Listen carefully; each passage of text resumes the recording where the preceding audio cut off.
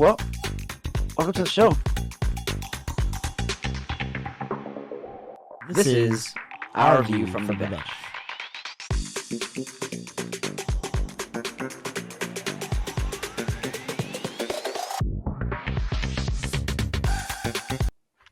Well, welcome to the show. I'm Brandon, Icicle on Andy Reid's mustache. And I'm Corey, snow shoveler at Highmark Stadium, and happy Thursday. Happy Thursday, man. How has your week been so far? Oh, man, it's been actually a really nice, easy week. I was off Tuesday because I got to work over the weekend for a couple of days. So I had the weekdays off so far. And then today, Great Park, which was, another kind of slow day Boring for me day. as far as work goes. So Slow, that's a better way to put it. Yeah, pretty easy week so far. How about you? Actually, before I get to me, I like having weekdays off. I mean, because in the sense, like, if you ever need to get something done, there's like Yes. less people out, especially where we live in SoCal. It's just lit everywhere you freaking go, basically. So I kind of like having weekends or weekdays off. So that's nice. That's nice. I don't get them. I get weekends off because my job is Monday through Friday. But it has been pretty okay this week. I can't really complain too much, man. It's been nice. And I finally, after 2.5 weeks or so, got back in the gym yesterday. Nice. A little sore right now, to be honest, but it felt great, dude. I did go a little bit light, so I'm surprised I'm as sore as I am. But I guess 2.5 weeks off is that'll do it to you. But the cool thing was that I wasn't I didn't feel weaker. Like, I felt like the weight I was doing, even if it was a little less, it felt not easy per se, but not like I was struggling with strength again. So I was kind of stoked for that. Other than that, just been a normal freaking week of work. Looking forward to, especially considering how bad you felt for the last 2 weeks beforehand. Bro, I've been feeling like crap, dude. Just fatigued and coughing, and then I was, super sick before. So, yeah, just super excited to finish up the week. Love the Thursday podcast because to me that just basically means like we're wrapping up the week. Only got one more day of work for me, and then it's the weekend. So yeah. Some people. yeah, exactly. But for me, that's what it is. We got a lot of stuff to talk about today. NFL playoffs are coming up. We got some predictions, some new NBA news, some NFL stuff, a little bit of stuff in the MLB. But before we get started with anything, if you're not already, don't forget to subscribe to the channel. Make sure you hit that notification bell so you never miss any one of our new episodes, or what we would call podcasts. And hey, man, if they kind of like what they're watching, what do you think they should do? You gotta smash that like button. You gotta smash it hard. You gotta let us know Smash that you it, like man. it, and then keep us going. Yeah, exactly. That's what we're going for. We love what we're doing, and we're hoping to keep it moving. So let us know if we're doing a good job or not. But let's just jump into it, man. We got the NFL division playoffs. Obviously, we made it through Super Wild Card Weekend, full of crazy surprises. If you're a Cowboys fan, maybe you weren't as surprised because that's kind of expected these days. But they aren't moving on, and other teams are. Excited to talk about the divisional playoffs. Let's start with your AFC pick, Super Bowl pick, and all of the other picks that we've basically had. We got the number 4 seeded Texans visiting the number 1 seed Ravens in Baltimore. This one is Saturday at 1:30 p.m. Is that Pacific? Yes, I believe that is our time. Okay. 1:30 Pacific. Ravens favored by 9.5 when I checked last night in this one. Kind of a big gap, man. What do you see with this one coming up?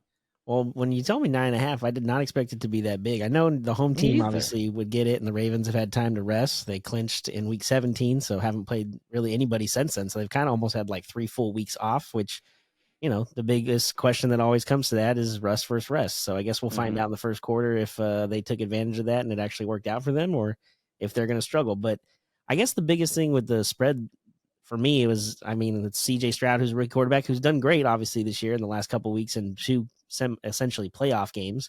But going against Baltimore and that defense and that veteran group that has been together for a while, and now that Lamar's healthy going into the playoffs for a change, I can kind of see the bettors thinking that they're going to take advantage of a young squad. And again, with a young coach as a rookie coach as well, with DeMeco Ryans going against Harbaugh, who's already won a Super Bowl and has been in Baltimore, feels like, I don't know, forever at this point. But yeah, I like Baltimore. I like you said, I picked them to win the AFC and the whole thing when we did our preseason picks back in August. So I'm going to stick with that. And I think that, they might come off a little rusty at the beginning, but I think that because they're playing such a young team in the Texans, that might not be as big a deal. And once they kind of figure their things out and keep rolling, if Lamar can get out of the pocket and stay, not getting sacked or getting hit too hard. And I just think that the Ravens are going to take care of business and probably win. Not necessarily big, but they definitely will cover the spread. If you ask me, I have it 30-17, I guess. Okay. All right. I can see that. I'm obviously rooting for the Texans. I just, love me some CJ Stroud. I've said it on here tirelessly. But this is definitely going to be a difficult test. Probably his most difficult of maybe not the season. He's played a bunch of different teams, but definitely of this, last 2 weeks that he would consider the playoffs. So, I also, I wouldn't mind the Ravens winning. I'd like the Ravens. I like Lamar. I have nothing against them. I just, I'm rooting for kind of CJ in this one. But it also, if the Ravens win, it guarantees a tough matchup for whoever gets out of the other AFC matchup, which we'll talk about in a second. I honestly hate to pick against the Texans, but I'm going to. The 9.5, I think, is going to be covered. It's just one of those. Vegas is rarely really wrong. I mean, they were against the Cowboys, who were favored by 7, but a lot of times they're close. They don't like losing money, so they make sure that they bet these lines very, very meticulously. They set these up. I have them covering, however. I actually didn't realize. I think I went and added the spreads before or after. I'm sorry, after I picked the scores. I have this one 34-24. I do think that CJ is going to be able to score. It's just a matter of how much that Baltimore is going to be able to limit him. And on the other side, we saw what Lamar Jackson did in his final week of playing, basically throwing 18 passes and 5 of them being touchdowns against a good Dolphins defense. I understand that they were down a couple players, just like they were against the Chiefs in the wild card game. But I think that he was able to carve them up with ease, and as much as DeMeco Ryans, I don't know if you saw the clip this week. There's this clip where he kind of talks about, he pulls a DB aside. I don't know if it was a corner or a safety, but he kind of shows him on the tablet. He's like, look, man, whenever you see this, and this, just, he's going to cut here, jump that route. And like the very next time out, that was the pick 6 on Joe Flacco. Oh. Yeah, so he is, he's still there. He knows exactly what he's doing, especially from a defensive standpoint. So, I know that they're going to hope that their defense can try to slow down Lamar as much as possible. Yeah, but I still kind of see this one being covered. I'm going Ravens 34-24, like I said, which just barely does cover that 9.5 point spread.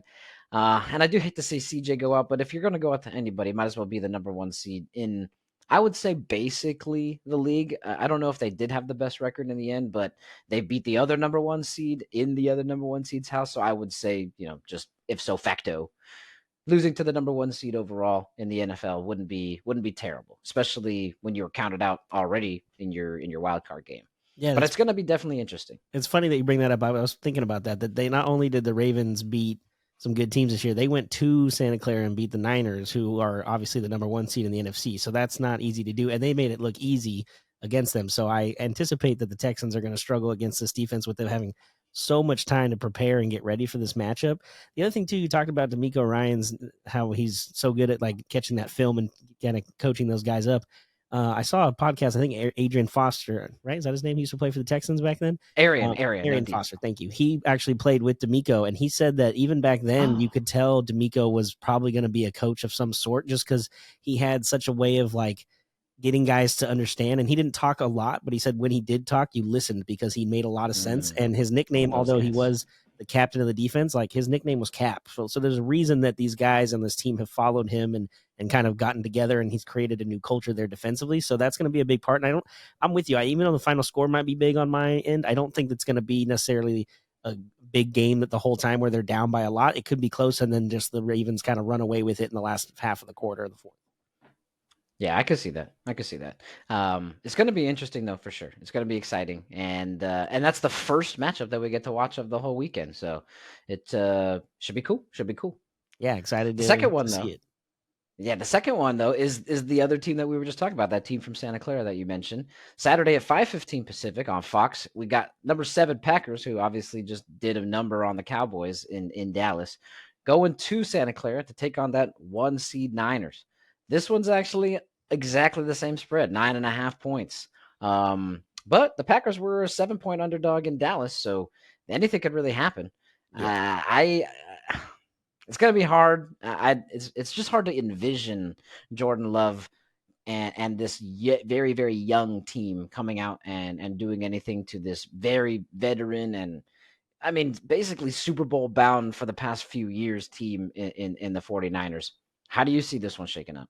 Yeah, you made a good point. That got a very young Jordan Love and a Packer team going in against a very experienced. They've been to Super Bowl in the last couple. I think it was like 5-6 years ago when they lost to the Chiefs, but they've been in the NFC title game a couple times. Now, the last time they went to the Super Bowl, they actually beat the Packers in the NFC title game. I was at the game actually up in San Oh Antonio yeah, that weekend. But that was one of those two that they just came out and got a big lead early, and then they just kind of ran the clock out, and Packers didn't really have much of a chance at the end. I don't necessarily see that going this way, especially if they get the ball first, which Shanahan is typically a coach that if he wins the toss, he defers. So that more than likely will happen. But also, Shanahan did mention in his press conference the other day that they already started preparing for them in the middle of the second quarter last weekend because they knew the Packers, once they got that big lead on the Cowboys, there was no chance the Cowboys were going to come back. So again, it's a very veteran group. Shanahan's been there a long time, knows exactly what he wants to do and how he wants to go about it. They've had time to rest, just like the Ravens. So Purdy's going to be good to go. Christian McCaffrey, who was out the last couple of weeks, but I think with a calf strain, is going to be rested and ready to go. Their offensive line with Richardson, Kittle on the other side as a tight end doing block. I just think that with Debo and I mean, there's so many weapons on the offensive side of the ball for them, dude. and their defense is just so good. Now, again, Jordan Love is very young. He's still trying to figure things out. I think that against the Cowboy defense, even though they're very good throughout the regular season, they're not as veteran and tested like this Niners defense is. And I don't know. There's nothing I can go against the Niners at this point. I feel like it's inevitable for them to get to the Super Bowl, but one step at a time. They do have to take care of the Packers this weekend. And I think they do that.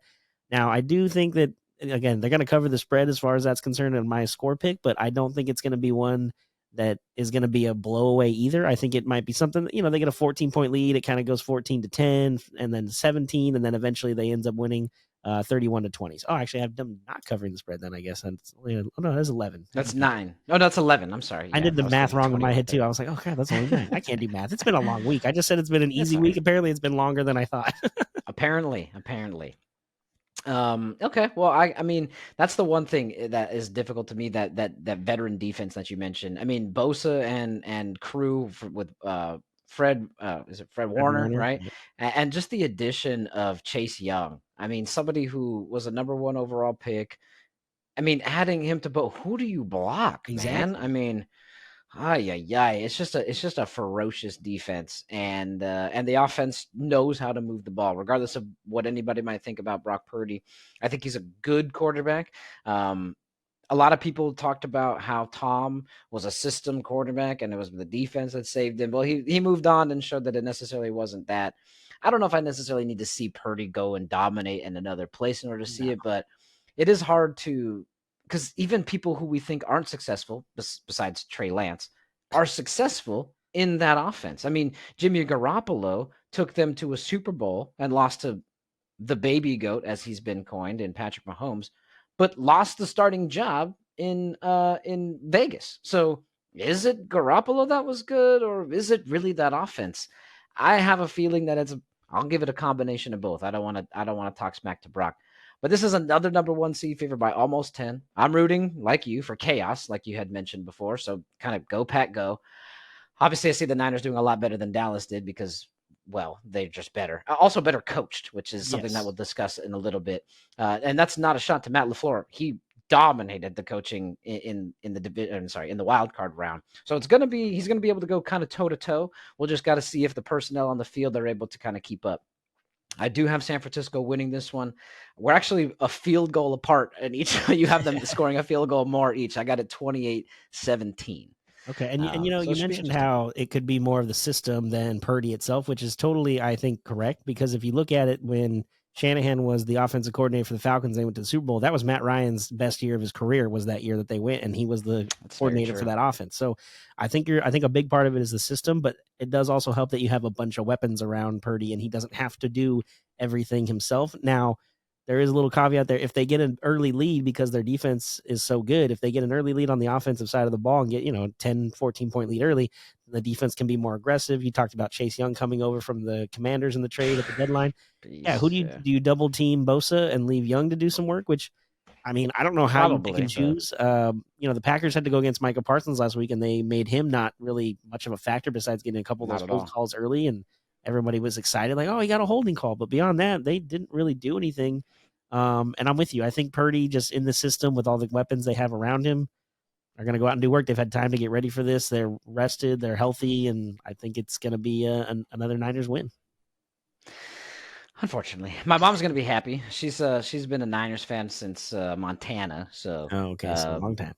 yeah, long time. So I'm not rooting for them, but I do think that they're going to come out on top, and that's not really a knock on the Packers. They just destroyed Dallas, so I think they're definitely an ascending team, but a young team at that. But if they can keep this core that they had together, they're going to be a problem in the next few years. That's for sure. Especially if Jordan Love pans out like he seems to be panning out, like the most recent 3 Packers quarterbacks are. It's just insane how they get. I'm not calling him a generational talent yet. No, but if he continues on this path 3 straight, come on, man. We got to investigate what the hell they're doing there and figure it out, because they know what they're doing. They do it right because, like we talked about, they actually draft a guy when they don't need him and let him get groomed and learn from the quarterback that they have. So, I mean, it took Jordan Love 3 Even years. Though it pisses off both of them. It pissed off Favre to get Rodgers, and it pissed off Rodgers to get Love. But at the end of the day, the Packers ended up winning because they got rid of Favre when it was he wasn't done, but he was almost on the back perfect end. And Rodgers obviously didn't play more than 5 plays for the Jets. So in a sense, they kind of called that one at the right time as well. They could have gotten rid of him a year ago. They waited 1 more year and let Love learn some stuff. And I mean, here he is. It is weird how they do that, but maybe other teams should start figuring that out and drafting a quarterback when you don't need one yet, but preparing for the future. I know somebody that, a friend of ours, or mine/ours, that we talked to about it, Laffy. He talks about it all the time. He's a Steelers fan. He's kind of, not upset, but angry that they waited until Ben Roethlisberger was in his wheelchair to try to figure out who they were going to get as the backup quarterback. And granted, they have Kenny Pickett. That's a Pittsburgh connection, I guess, but he's not looking like the franchise the franchise quarterback going forward. No. So now they're stuck in this, because he always has winning seasons. They're stuck in this weird middle spot of, granted, this is a deep draft, so maybe they can get lucky, but they're stuck in this weird spot of, who do we get and how can we improve this team? Maybe they test it in free agency or something like that, but that's another team that, I guess can learn from the Packers, at least according to Laffy, that's for sure. It's weird. The Packers do a really good job of getting quarterback to quarterback to quarterback. But the Steelers do a really good job of going from coach to coach to coach. They've only had 3 in the last 50 years. True. And then when it comes to drafting, they're really good at drafting like skill talent, whether that is on the defensive side of the ball with like corners and stuff like that, or wide receiver after wide receiver after wide receiver. Even having even running backs from Le'Veon Bell to Najee Harris. I mean, but I don't know. They just haven't had room to draft that quarterback quite yet. So it'll be interesting how they go forward. But yeah, this is about the. I'm sorry, I'm spacing, but this is about the Packers. It happens. Yeah. But we'll see how that goes. But I do think that Love kind of meets his match again. If it doesn't happen, hey, great. I'm all for chaos this one. But I do think that, like you said, San Fran takes it by a decent amount. We both picked 11, so we'll see. Maybe we should cover that. Let's hope they cover the spread. We should think about betting, but you know how the last time we did that, it didn't go very well. No, it hasn't. We might bring back, maybe we should do some basketball bets once football ends. We could bring back I got 5 on it or something like that. We'll do some parlays or something. Yeah, exactly. Moving to Sunday, we got 2 games Saturday, the ones we just discussed, and 2 games on Sunday. On the first one is noon Pacific time. The up and coming Bucks, Baker Mayfield, getting his 2nd, 3rd, 4th chance with a franchise, actually looking pretty good. Visiting Detroit. Detroit's favored by 6.5 this week. Big. They were barely favored at home over the Rams. A lot more here against the Bucks. Anytime I listen to like a Dan Campbell speech, I'm ready to go freaking strap on some pads and run through a wall. So I'm excited to see this game for sure. I do think the Lions are going to kind of do some work. What are you thinking? Yeah, I'm with you. I think you talked about too how the spread was so little compared to this game, or from last week against the Rams to this, but also the Rams were very veteran, experienced, True. Super Bowl winning a couple years ago with Stafford at the helm, and he was still there. So I think that makes it a little different. But the Buccaneers, they got some weapons with Mike Evans and Godwin. I understand that, but just I don't know if I trust Baker. And not that I don't have anything against Baker. I love Baker. I love the fact that he's an underdog that kind of works in his favor. When people kind of doubt him, that kind of made him the Heisman Trophy winner at Oklahoma for a reason. But I do think that this Lions offense was top 5 all year for a reason. And, they played each other early on, I think in week 6, and the Lions took it 20-6 down in Tampa. Now this is indoors. This is Detroit. I mean, there's a there's a possibility the Lions could be in the NFC title game if they win this game, which I never have heard those words said out loud in my life. So I'm surprised I'm saying it myself. Seriously. But not only that, they're going against the Bucs defense, who, is middle bottom half of the league most of the season. Now they did get lucky last week and played really well against the Eagles, but I think that was also partially the Eagles on offense have been lost the last half of the season. They've been struggling. They lost to the Giants before the year ended when they could have possibly had an opportunity to win the division if the Cowboys would have lost, but they didn't even show up against them. They've just looked terrible. They even had the extra day for Monday night to get ready for, and they still looked off against Tampa. So I think that the Buccaneer defense got a little lucky as far as that matchup goes, and now having to go against a really good offense.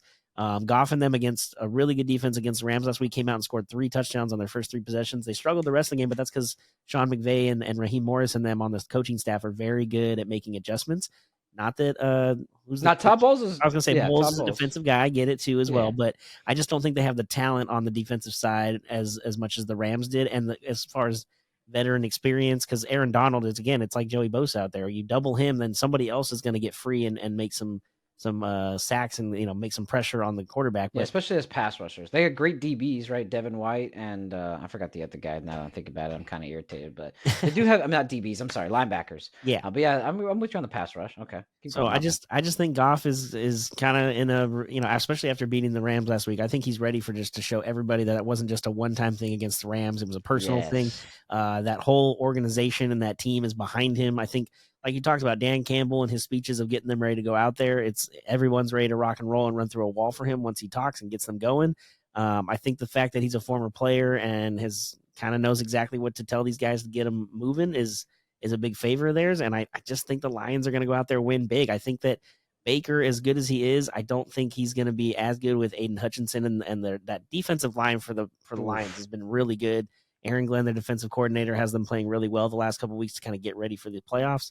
I think that continues this weekend, and I just think that it's going to – I feel bad that it's going to be a big score like this, but I think the Lions take it big, 34-16. Okay. No, I mean, I could definitely see that happen. This offense is insane.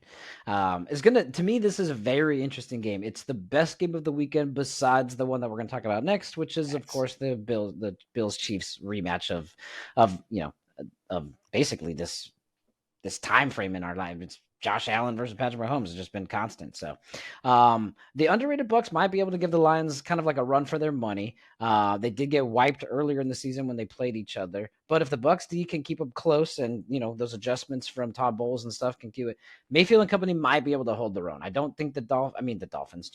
I don't think the Lions defense is elite, especially since they, have Miss CJ Gardner from way back. But I still think that they'll be able to kind of hold them down. I do have the Lions winning. I do have them covering the 6.5.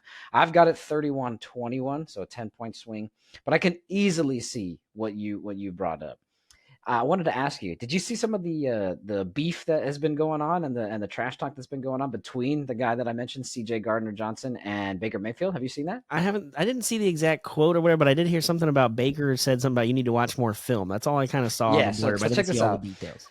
So I'm reading this article right here. C.J. Gardner-Johnson was being interviewed by the Detroit Free Press, and he is kind of, saying nice things, but also taking jabs at the same time. He says, quote, "If you give that Tampa group a good quarterback, that's a great group. Evans, Godwin, Gage, that's a great group. I played against them, and they're for real." So that's basically saying, okay, I mean, they're good, but Baker sucks, right? Well, Baker comes back, and this is what he says. He says, quote, "I don't think he's actually watched film because he mentioned Russell Gage. We love Russell, but Russell hasn't played a snap for us all year." Oh, wow. Okay, I did not know that. I mean, say what you want, but it's just it's kind of already getting kind of chippy, and I like it. I like it. That's how Baker plays, man. We talked about it before. He had that game back when he was at Oklahoma. I think it was against Kansas when they were trying to shake. He was trying to shake hands with them at the beginning of the game at midfield, and they wanted nothing to do with him, and he just like, all right. And then he went out and had a great game. I know there's the whole video of him on the sideline grabbing himself. Like, he just, once he gets like on that underdog or like mentality of people don't believe him in, he takes advantage of it and uses it to his just to his side and is able to do a lot of things that a lot of people don't think he can do. But again, I just think that they played against the Eagles and the defense for the Eagles has been just as bad, if not as even worse than the offense was for the Eagles the last half of the season. We talked about it all year. Even when they made the trade for Kevin Byard, that was going to help the back end on the backside. Thought They so. can't tackle. They can't do anything on that side. So the fact No. that they're able to do that against the Eagles is great. But remember, 2 weeks prior when they played the Panthers, they scored 9 points against the Panthers.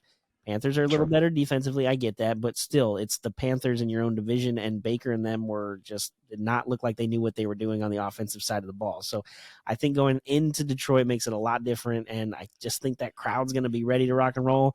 I would hope Barry Sanders would be in the building on Sunday for this. But, Eminem's gonna be there. Oh, I think even Kid Rock might be there. Oh, okay. So they're Did you gonna be see ready to Baker rock and coming out roll. of the freaking out of the tunnel with the smelling salts against the no. Eagles? Dude was ripping it, dude. He was freaking jacked up, man. Oh, So my to your gosh. point, people have been counting him out. He's gonna get jacked up. They're gonna be ready for this game. You But know we what? both I see the bet Lions you kind got of those moving on. bath salts from the Lightning. He went to the Tampa Bay Lightning game, I think, yesterday, and they had I don't know if it was a practice warm-up jersey, but it had like a Buccaneer with a Tampa Bay Lightning logo in the head. So he was sitting in the stands with his wife at the game. And hockey players are definitely known for having all those bath salts, or not bath salts. I'm sorry, having those things on the bench. Smelling salts. Because there's videos of hockey players all the time doing that stuff. So maybe Baker took a little bit from them, and yeah, maybe he'll. Like I said, I don't expect him to just like not play well. I just think the Lions, especially on offense, are going to be so much more like an oiled machine and ready to go. And Goff and them are going to go out and just score a bunch of points like they've been doing all year. I think so. We'll see. And it's gonna be one to watch. But the one that I'm most excited to watch is definitely the night game. Well, afternoon game, I guess. Sunday at 3:30 Pacific. Chiefs visiting the Bills. It's obviously the Chiefs have always been the 1 seed, and they've hosted pretty much everything all the way to the Super Bowl. So this will be the first time that Mahomes is going to Buffalo in the playoffs to try to basically steal one away from Josh Allen and the Buffalo crowd. This is the game, right? This is the game. I am begging the Chiefs to come away with this one. It's not supposed to be as bad weather-wise, like, compared to the blizzard that there was, or even how cold it was in Kansas City. I looked it up. It's projected to be about 24 degrees, which is still cold as shit, especially for me being from Southern California. Yeah, we have no room to talk. It's super cold. I'm not going to say much about it, but it's not going to be as cold as the ones prior, at least the month. Did you see that thing? 15 people were admitted to the hospital in Kansas City due to hypothermia that went to the game. Just going to bring that up. I was like, I'm surprised only 15. I thought it'd be more. True, dude. True. So anyways, I'm praying that Mahomes and Reed can figure it out. Possibly they ride that D. What? I mean, what? No, but seriously, this should honestly be another game for the ages, or at least I'm hoping it is. I'm hoping that it doesn't come down to and one. I mean, if the Chiefs blow them out, that'd be great. But hoping the Chiefs don't get blown out. But literally praying for a win. I think it's gonna be close as hell. I'm going 26-24. Okay, you have a close one. Now I'm with you. I'm glad this is in a weird way. I'm going to say this. This is I'm glad it's the last game of the weekend because it is the best matchup. That being said, I will be working by this time, so I probably won't watch most of this game. I will get ready for the next game on Sunday at 5:30. But I'm with you. I think that this is Manning and Brady back in the day. These guys faced off each other almost every year in the playoffs. I think for like 4 of the last 5 years. It's kind of like Brady and Manning, where Brady won everything early, which is what Mahomes has been doing. But I hope this is not the time that Allen gets the win. I'm with the Chiefs, man. I like them so much, and partially it's their defense is so good this year, like you talked about. They're top 5, I think, if not higher in the league in all of football, and they only allowed, I think, 285 to 290 yards per game, which is not very much, especially if you're going into a cold environment. Not today's NFL. Buffalo is at home, and that crowd is different. We talked about it last week. Those fans are nuts. There's going to be a bunch of tables. Literally. I mean, this is at 6:30 Eastern, so they're all going to be wasted by the time this game gets started on Sunday night. But yeah, I think that the Bills have been more balanced on offense this season, which is especially the last half with Cook and running. But I think the fact that the Chiefs on their defensive front is so good with Chris Jones and them that if they slow that down and they force Allen to have to throw in order to keep alive and stay in this game, that's when the Bills are at their like most vulnerable. I think he had the second most picks in the league this year with 18. Now, I know Mahomes had 14, so he wasn't too far behind, but that's also partially because none of his guys could catch the ball. It was probably a couple tipped off in the air or going the wrong routes and not being Some ready. I saw for sure. Yeah, exactly. So I think that the Chiefs, because they're so good and so, again, this is like the Niners. They're so veteran and experienced. It just makes a lot more sense for them to go on the road. Now, this is, like you said, Pat's first road game or non-neutral site game in the playoffs that he's ever had to play in his career, which will be interesting. But the fact that, they're outdoors and it's 24 degrees and no snow, they're from Kansas City. They just played in negative 20 degrees and all kinds of weather that was messed up, and they're used to it anyway. So I don't think that has any factor on this game between the both teams in general.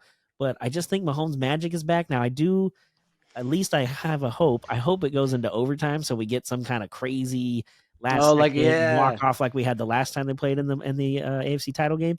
So I do have the Chiefs winning, but I have them winning 31-28 in overtime. How that happens, whether the Chiefs get it first, the Bills get it first, get a touchdown, and then the Chiefs get it back, or the Bills get it first, get a field goal, or the Chiefs just go out and intercept Josh Allen and run it back for a pick six. I just somehow feel like the Chiefs are going to get a win, but I have it 31-28 in overtime.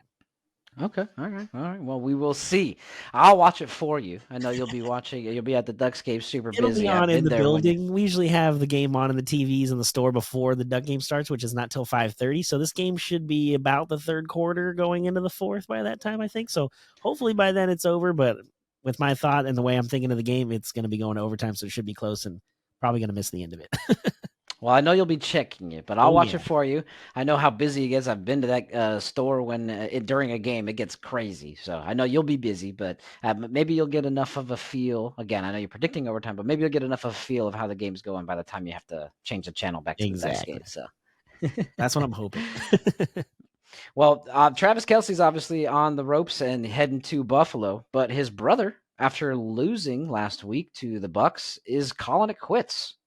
Jason Kelce. Yeah. Retiring after 13 seasons in the NFL, 7-time Pro Bowler, a 6-time All-Pro, which in my opinion is something I would rather be. Correct. And a Super Bowl champion. Obviously, he beat the freaking, Tom Brady, so not necessarily happy about it, but hey, good for him. He seems like a freaking awesome dude. I haven't heard one bad thing about Jason Kelce, so props to you on a very good, long, successful career. Yeah, and I saw that I think it was NFL Live the other day was talking about this, how there's like 4 other centers, or maybe he's one of 4 centers that have been a 6-time All-Pro, won a Super Bowl, and a couple other things, and the other 3 are already in the Hall of Fame. So there's already discussions of he could possibly be a Hall of Famer when it's all said and done in a couple of years once he becomes eligible. But yeah, tipped off to a great career, and I guess we'll see how long Travis can keep playing, and if they both go in. Would that be? I'd have to look 100%. At how many brothers are both in, like, there can't be brothers in the NFL Hall of Fame together, right? They might be the first. Yeah, maybe. I don't know. I have to look it up. But the only other brothers I can think of are the Gronks, but only one is going to make it to the Hall of Fame. That's obviously Rob.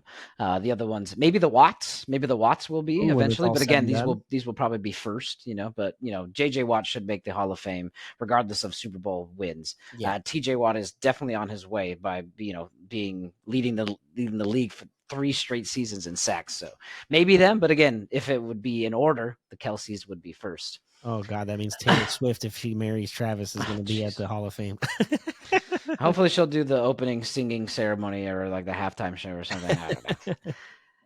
One thing I did see, and kind of goes to the point of Kelce's character. I saw that there's like a local McDonald's that he maybe frequents, and one of his favorite people that works there, or maybe one of his biggest fans, stopped by there the other day, signed a jersey for her, and gave it to her, took a little picture and stuff like that. I saw that floating around social media. So he just seems like a good guy, man, and he should, in my opinion, he should definitely be in the Hall of Fame. Yep, I have no arguments there, and I did see the story about that. I mean, again, him and Travis, when they do the podcast, they just seem like they're both good dudes and just having a good time and enjoying football while they can have it. And I wouldn't be shocked if he somehow ends up on a coaching staff as like a lineman coach, not necessarily head coach at any point in time, but an offensive lineman or some kind of D or a center coach to kind of get other guys. I mean, he's a Hall of Famer possibly, so I would definitely be interested in having to hear what he has to say and how he goes about his business if I'm somebody trying to get in the same position.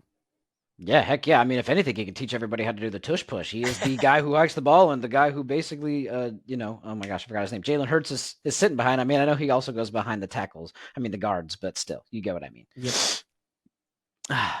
Somebody who, might be considered a Hall of Famer. You know what? I'd probably go in the Hall of Fame as an owner is Jerry Jones. But in my opinion, he's not really that much of a freaking Hall of Fame owner besides, if you just date it back to 1995.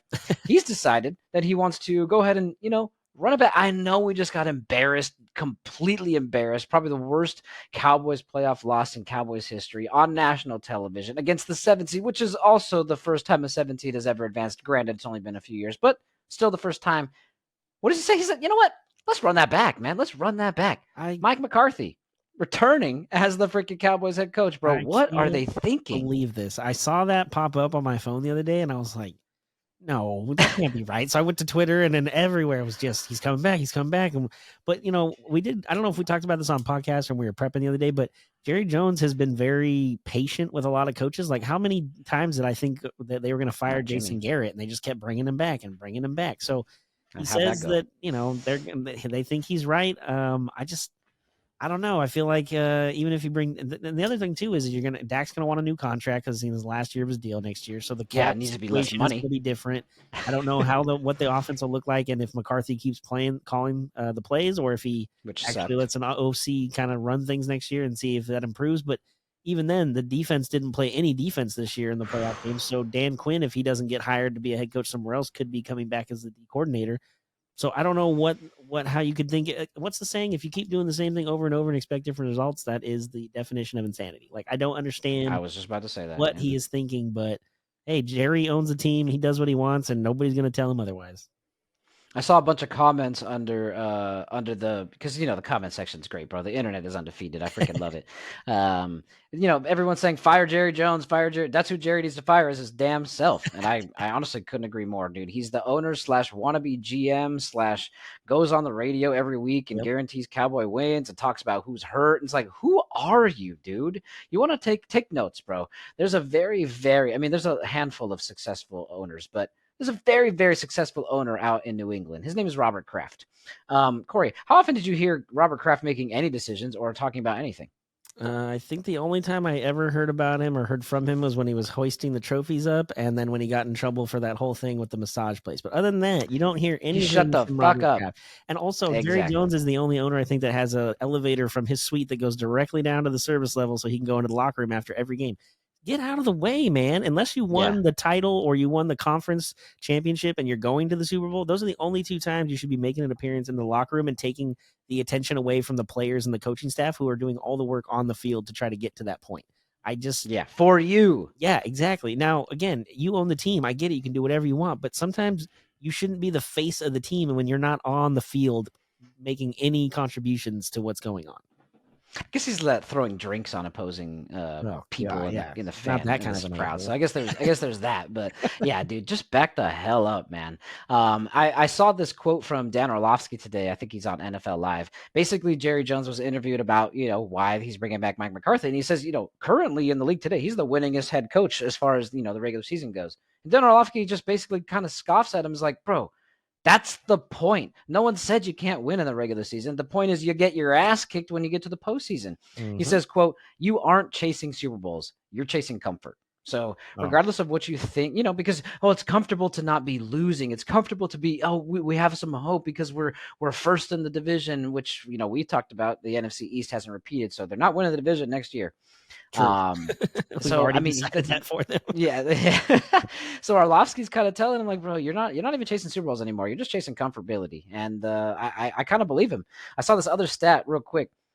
The Cowboys trailed at home this season. Granted, they're 16-0 in the past two seasons. They haven't lost, besides obviously the wild card game, and they were 8-0 this season at home. In the entire season, the amount of time they trailed at home was 44 minutes and 36 seconds. In the wild card game against the Packers, it was the first drive. They trailed for 52 minutes and 8 seconds, which was basically the entire game besides when it was tied 0-0. So more time was spent losing in that one game or being behind in that one game than was the entire other 8 games you played at home. That's not good, and that's Orlovsky's point. You want to be great? Great. Glad you only trailed for 44 minutes in the regular season. And then what happened? Oh, you got your ass beat on national television. Okay, bye. See you next year. So, I don't know. I don't see this. What's the other saying, too? You have to be comfortable being uncomfortable. So if you're not, then you're just going to keep doing the same thing over and over. And if you're not going to win in the playoffs, then what is the point of having the best record in the NFC? Well, one of the best records in the NFC and having an opportunity to host 2 playoff games and you can't even get out of the first round. I saw this other thing too, to your point right there. This is the NFL version of Ball Don't Lie for the Lions. Because they're like they lost that 2 seed, right, to obviously be behind only the Niners, and they would be hosted. But now they don't have to worry about going to Dallas because Ball Don't Lie. They're out for a reason. So it's kind of funny to see. So sad. One of the good coaches, though, at least we think, and in my opinion, we'll break it down in a moment on what the only thing holding them back is. Mike Tomlin. I know he was asked that question, and after they lost the game about whether his contract, and then he walked off, was going to be anything. Apparently, he will be returning this year for his 18th season, and you found that he could possibly even sign an extension this offseason. Yeah, there was What reports you think about him. I mean, there was reports before the season started that the Steelers were open to an extension, but I guess their internal rule is once the season starts, they no longer negotiate contracts with players or coaches. They wait till it's over. And then I think they did the press conference today kind of acknowledging that he's coming back. And the first thing that Tomlin did, because obviously he's in a little better mood after letting the loss kind of get out of your system a couple days ago, he started off with, anybody have any questions about the contract? So he obviously knew that in that moment he wasn't ready to talk about it. He wanted some time to kind of let the loss kind of, get through his system and let it go. But yeah, I don't see why you wouldn't give him an extension and bring him back. They haven't had a losing season in 17 years that he's been there. Now you talked about what's the problem or what's the issue. We mentioned it earlier when we were talking about how the Steelers waited too long to replace Roethlisberger to a point where they didn't have a high draft pick because they're always above 500. So you're always in like the 18 to 22 range in the draft in the first round. And most quarterbacks you're going to get at that point in the draft are not great. They might be okay, but they're not great. And I think they took Pickett also because, he went to Pittsburgh. He's already in the area. The fans know him. He's played in that stadium. I think it was more of kind of like Lonzo Ball when the Lakers took him. Like, that was just like he's a home kid. It makes sense at the time. But, like, ultimately, was he the best fit for that team at that moment? Probably not. And it looks like Pickett is the same case. So now, because they don't have a high draft pick again, I would think that they're going to be open to maybe trading for a quarterback that wants to get out of another situation. So maybe Justin Fields gets traded from Chicago because they want to take Caleb at number 1, or Russell Wilson gets traded out of Denver. Or if you want to take a chance, bring Kirk Cousins in because he's coming off an Achilles and Minnesota decides to move on to something else. Like there are some options out there for them to make a trade for, as long as they don't have to give up that first round pick, because they're going to continue to draft wide receivers and defensive linemen because that's what they always do. Yep. And with TJ Watt getting hurt again and them being 1-11 now, or 1-12 with him not playing since they've had him, they definitely need to think about getting more depth on the defensive line and having another option there to pair with him. So in case he does have to miss a game, they don't completely fall apart on that side of the ball. So a lot of options for them, but I think Tomlin coming back and keeping that consistency. And the other thing he talked about too is they fired the offensive coordinator and they asked him who's going to be the new coordinator. He said, whoever it is going to be is not in our building at this time. So it's going to be an external hire, which I think is a big, huge, good idea because they need to get some new, fresh ideas and thoughts in there. And if they can get somebody that tells them like, hey, this quarterback would fit perfect in the system I want to run, let's see if we can get him from another team, I think it opens up the options for the Steelers. Yeah, I agree with you. In my opinion, they were a healthy TJ Watt and a good quarterback away from beating the Bills. I mean, they were in it. They were only down 7 late in the third quarter. Granted, the final score shows different, but that's because they didn't have their main pressure guy, pass rusher with TJ. And this is not really a shot at Mason Rudolph, but he's just not the guy. He's a guy. To me, he's like a great backup.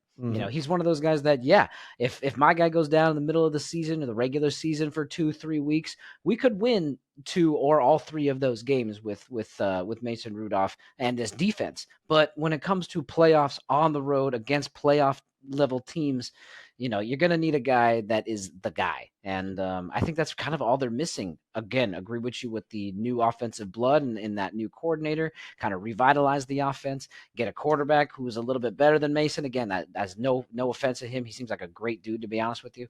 But I think that's all the pieces that they were missing, and they could have really made a run at taking out at the Bills. But that one obviously didn't happen because, a handful of those things aren't there. But I think Mike Tomlin is not the problem, and I think it's great that they're kind of bringing him back. He's stability, and that's one thing that in the NFL, not every team gets. There's plenty. I mean, just look at the Browns in their own division. They couldn't figure out who a head coach was until they finally found Kevin Stefanski, who's kind of done a great job at really turning around the cursed Browns, right? Yeah, absolutely. And even then, when you talked about the Steelers need a quarterback, the Browns for the longest time, remember there's that meme with the guy with didn't have that too. Yeah, they have the hate name.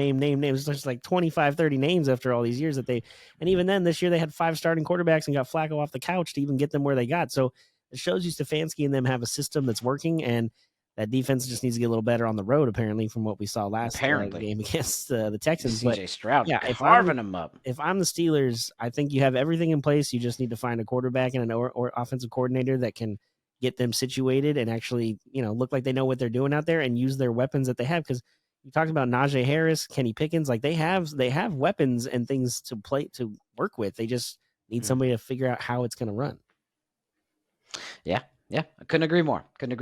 With that note, we're gonna move on to one of the people that I think this is where he needs to go, bro. This is where he needs to go. We talk about quarterback, talking about weapons, talking about actually a pretty good defense. Jim Harbaugh already taken interviews in the NFL, as we kind of thought was going to happen after his Michigan championship. He met with the Chargers on Monday and the Falcons on Tuesday. I don't see the Falcons job panning out, but you got to yield all the offers and see what's out there. So I understand it. In my opinion, he is best fit to be with the Chargers. Again, he's got the quarterback already in place and he's already on the deal. So you don't have to worry about any confusion with that. They got great weapons, even though they seem to be getting hurt. But I think that would be the best one.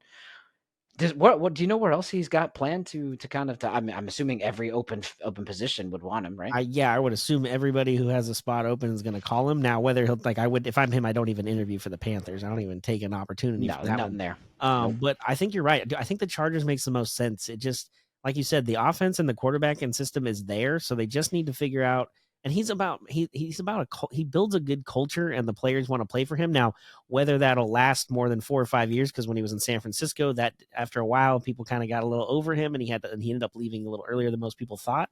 So I get that, but right now, if you're the Chargers, you need something now anyway. You need somebody to go in. Like, you look at that roster and how many games they lost that were one possession games as far as the score was concerned at the end. Brandon Staley and his weird way of coaching and going for it on 4th and this down and 4th and that. If you have Harbaugh in there who's much smarter and actually played the game and was a quarterback for the Chargers at one point in his career, I think that he would have a little better way of trying to get them through those things and possibly have turned 4 or 5 of those games into wins and then had them right in the playoffs this year. And the Chargers were in the playoffs last year, except for the fact that they lost that big lead to the Jaguars. So, the weapons and the pieces are there. The other part of it is Spanos. How much money does he want to spend on a coach? Because now they got to pay Staley for not being there next year because they fired him, and now you're going to have to pay Harbaugh, who's obviously going to want a ton of money. Otherwise, if nobody in the NFL offers him what he wants or gives him the ability to do what he wants to do, he can always go back to Michigan because they'll be happy to give him a huge extension and more money. They're never going to say no to him at this point. Shit, he can even leave and go to the NFL for a couple years and then come back and they'd be like, yeah, sure, we'll fire whoever's here. Come on back. So if I'm the Chargers, you have to hire Harbaugh. I'm surprised they even let him out of the building without giving him sign something. I don't know what Spanos and them are doing, but they also let go of their GM. So maybe Harbaugh can talk them into well, let me help you pick a GM so I know the person who's in charge of making those decisions, him and I are on lockstep and we're moving forward together. Yeah, I can see that. That's what I'm praying for. I'm trying to be, like I think I've told you before, I'm trying to be a local team fan. I can't necessarily like the Rams because I'm partially a Cardinals fan, and it's just a vision conflict, obviously. So I'm trying to be a Chargers fan, but it's not that fun, although, a lot of teams that I like besides, even the Lakers sometimes are choke artists. So, or just not winners constantly. But I'm super excited for it. Again, he interviewed for the Falcons on Tuesday. I don't see that happening, but Bill Belichick might. He interviewed with the Falcons and reportedly had even a second interview today. How ironic, right, would it be? It's so funny. I saw this thing, dude. It's so funny. Imagine he's in the interview and they're like, okay, sir, like, obviously it's not going to be like this, but if you talk about like a normal interview like you and I, can you tell me a time where you had great odds against you and you're able to overcome it, right? And it's like, oh yeah, this one time I was in the Super Bowl and we were down 28-3 to you fucks, and we came back and won. It'd just be super ironic if he ended up there. The one team that he beat multiple teams in the Super Bowl, obviously, but the one with one of the most memorable Super Bowls, and the fact that it's the biggest, largest comeback ever, and it was late that they were down 28-3 in the third. So it would just kind of be ironic. But hey, you know what? Good for Bill if that's what he'd like to do, and good for the Falcons if that's what they think works. Yeah, and the Falcons are also another one of those teams, like we talked about a couple weeks ago. Their defense was actually pretty solid throughout the year, and they're in one of the worst divisions, the NFC South, which is when Belichick was winning all those years in New England. The AFC East was the worst division in football. That was almost a guaranteed 5 or 6 wins every year just going through those opponents. So if you go to Atlanta, 1, there's less pressure and expectations because it's Atlanta. 2, you have Bijan Robinson at running back. You have Kyle Pitts at tight end, which we know when he has a good tight end and situation there, they just have to find a quarterback. Ridder is not the answer. But again, that opens up the option of Justin Fields, which Cam Newton did pretty well under Belichick that one year he was in New England. So running and mobile quarterback is not out of the realm of possibility for him to have. Maybe even the Russell Wilson veteran experience thing would work with him better. Ooh. And then, again, he's trying to get that ultimate, record of most wins ever in the NFL as a coach and passed on Shula. I think he's like 15 or 16 away from breaking that. That's not about that 2 bad. seasons basically in Atlanta. And Mhm. again, no expectations. So if they end up at 8-8 or 8-9, 9-8 next year, and they somehow make a division win in the NFC South, then most people are gonna be like, oh well, that's great. I mean, nobody expected them to do anything, and he went down there and won and has them competing. Compared to if he were to go to the Chargers, where there's a lot more expectation with that situation with Herbert in there. So I don't know. I think Yes. in a weird way, it's kind of a win-win for Belichick to go down to Atlanta. Plus, from what I've read, he's an East Coast guy. He probably wants to stay on the East Coast, and all his family's Yeah. back there. So Atlanta, New England, at least you're on the East Coast, and it'll be a little bit warmer down in Atlanta compared to New England. Yeah. And You get to play in a dome. I was gonna say you're in a dome. You get to go to New Orleans once a year. That's an extra dome game. So I feel like, I mean, he did win a Super Bowl in Atlanta at one point against the Rams too. So it'd be another nice homecoming as far as playing in that stadium every week. Yeah, I mean, people might be pissed off because they remember, that they, Yeah, but they'll but forgive you only be him. pissed off for a short time. Exactly. ESPN actually had some predictions about where some of these coaches will sign because obviously nobody really has, except the Patriots, obviously, who just basically brought Gerard Mayo up, which we later learned was actually in his contract, so there wasn't going to be any question there. But they had some predictions about the NFL coach openings. I want to run them by you and I want your kind of feedback on them, okay? All right. The Chargers one is they're kind of predicting Harbaugh. Again, we don't even see a better real option out there. So Jim Harbaugh to the Chargers. The Falcons, they do think will land Bill Belichick. The Seahawks looking to take your ex-head coach and Mike Vrabel. Oh, that'd be a perfect fit. Damn. Yeah, I kind of agree with that one, right? The Raiders probably going to re-sign and keep Antonio Pierce, which I like. I like I that. think it's a good call. The Commanders, obviously this one can't happen yet because they're still live. Looking at Ben Johnson as their head coach, the Lions offensive coordinator, current offensive coordinator for the Lions, and they're doing work. They have a top They got a pick high to go pick, to get right? a quarterback. And Johnson can help pick it and then put his system in. That actually makes a lot of sense. Mm-hmm. I'm going to skip this one really quickly because I want your more full take on it because it's your team. And then the last one that they have here is the Panthers with Brian Callahan, which is the current Bengals offensive coordinator. They could definitely interview him because he's not doing anything right now. But then we kind of get to the Titans. And the one that they have slated to it, again, I don't really know much about him. They've got Aaron Glenn, who is the current Lions defensive coordinator. Okay. What do you think about that one, man? That's not a terrible choice if they were going to go that route. I wouldn't be like mad about it. He's been around. He played in the NFL, so he definitely knows his thing.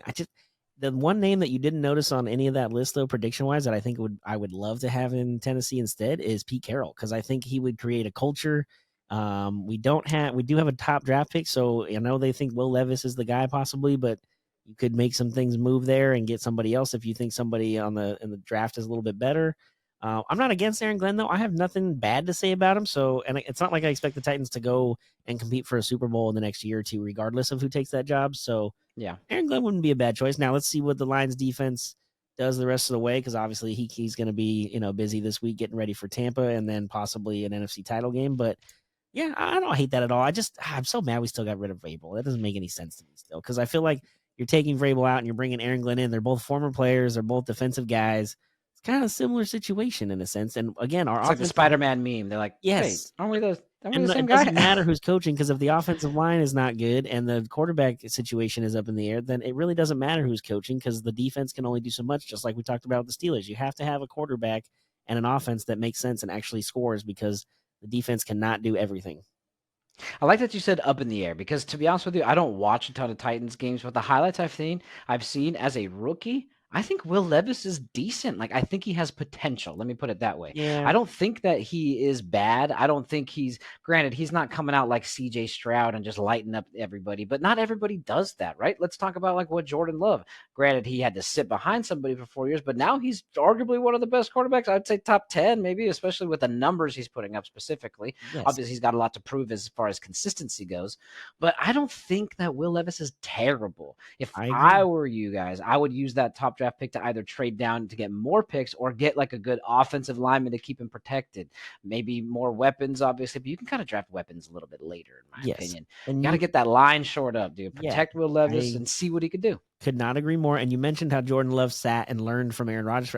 I think that was ultimately the plan when they took Levis last year, because Tannehill was the starter at the beginning of the year, but once he got hurt, they didn't really have a choice. They had to throw Levis into the fire, but because that offensive line is so bad, he didn't really get an opportunity to like figure some things out. Now, like you said, he had some good moments. Obviously, that Monday Night Football game comeback against the Dolphins was nice. He's had some spots that I'm like, okay, I could see why they took him and why they want to give him a chance. But I think that the ultimate plan was to have Tannehill go through this whole year and then let Levis sit on the bench. And if we were out of it by week 13 or 14, give Levis a little bit get of him play in the back end. But, again, injuries to the offensive line and it not being good makes Tannehill get hurt, and then it kind of rushes the whole the situation to Levis. Then he gets beat up in a couple of games and isn't really healthy. So maybe in the offseason he gets healthy.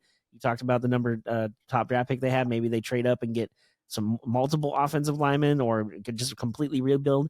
Now, I do know the Titans have, I think, $70 million in cap space, which is the third most in the league. So maybe they go out and get some offensive linemen to build that, and then they can draft some weapons for him otherwise, because Derrick Henry doesn't look like it's coming back either. So they're going to have to get, although they do like the new kid, is it Pierce, I think, the running back that we had play this year.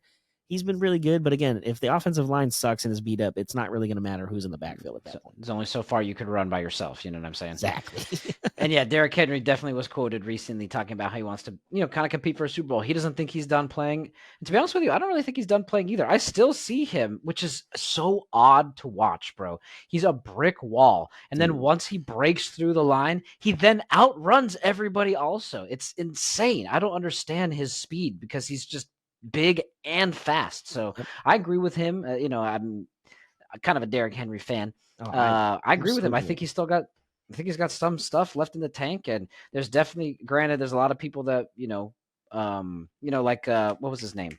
Oh my gosh, the Dalvin Cook went to the. Granted, the Jets kind of fell apart, so that was hard. But Dalvin Cook, those types of players, they still got some left in the tank. They're a big runner. They're a big name, and I think that, I think that he could be used somewhere. So yeah, hopefully Derrick finds a nice home. Actually, Derrick was on, I think it's called Bussin' with the Boys, which is Will Compton and Taylor Lewan's podcast, which Taylor and Will both used to play for the Titans.